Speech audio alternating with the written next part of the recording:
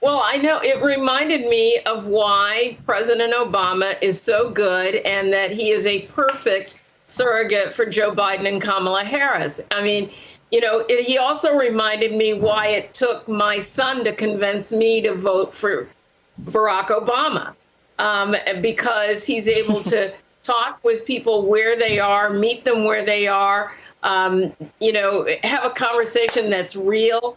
Him talking about the Bulls and the Pacers, I guess, was, a moment. And he really identified with the people in that room. And I think it will give them some tools to go back to their community and convince those particularly young Black men that there's something in it for them to show up to vote for Joe Biden and Kamala Harris. He's a power. You want him in your corner. Donald Trump doesn't have anything that approaches that. Phil Rucker, I thought it was notable for what wasn't said. I didn't hear, we came in a couple minutes late, so if I missed it, I apologize, but I didn't hear him mention the current occupant of the Oval Office. He was going straight into sort of a part of his own base that he needs or he wants to turn out for Joe Biden in the kind of numbers in which they turned out for him in 08 and 012. And I think what we left on there was he said even bigger. You don't know what's possible if we even exceed those numbers. Trump increasingly not even part of the pitch.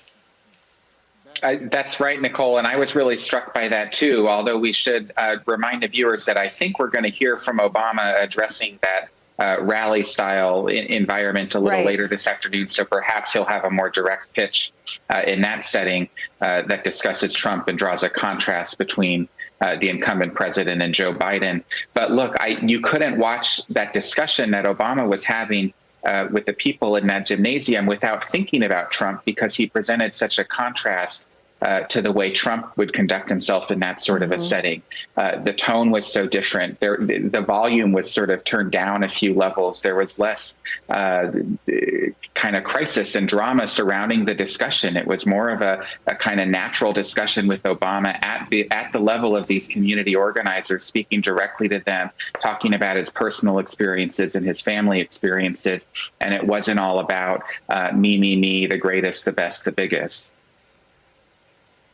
I think that because of Trump, David Jolly, it sounds weird when we're not listening to a narcissist smear other people. And so what we heard really was the opposite. And I looked a little bit at social media and people were saying this is balm for my frayed nerves. But there was actually a pretty profound message in there meant to go directly to any cynic of the power of one vote. And it was intellectual. It was strategic, and if it works, it is a really important thing to say to everyone on any side of an ideological divide, just reminding them that the power of every vote is what this is all about. It's sort of the one day when it's over to you, America, when all the people that clack on TV are less relevant than the American voter. Yeah, Nicole, I fully agree with that. Several takeaways consistent with Donna and Philip. One of them was, what COVID has taken from us, in addition to just the human toll and the loss of life, but that American experience of the campaigns in the final 14 days. This looks very different than a President Obama who on the 2018 midterms really barnstormed in a way that no prior president had done after leaving office.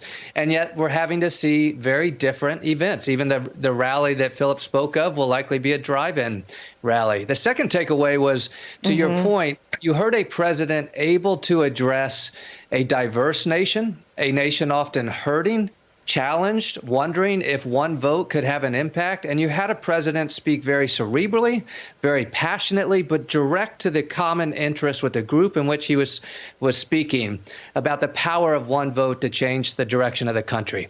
The one political question I have over the next 2 weeks for how Biden will deploy some of his best resources, including President Obama, is if he's trying to win back Pennsylvania, Wisconsin, Michigan, Is he going to deploy resources, whether it's Obama or otherwise, to drive up African-American turnout, to drive up the true blue turnout in cities like Philadelphia and Milwaukee? Or is he going to go after that constituency, largely white, urban, or white, rural, non-college educated sometimes, that swung towards Donald Trump? He's going to try to speak to everybody, but where you deploy your highest resources down the stretch is very telling of how you think you could win this election.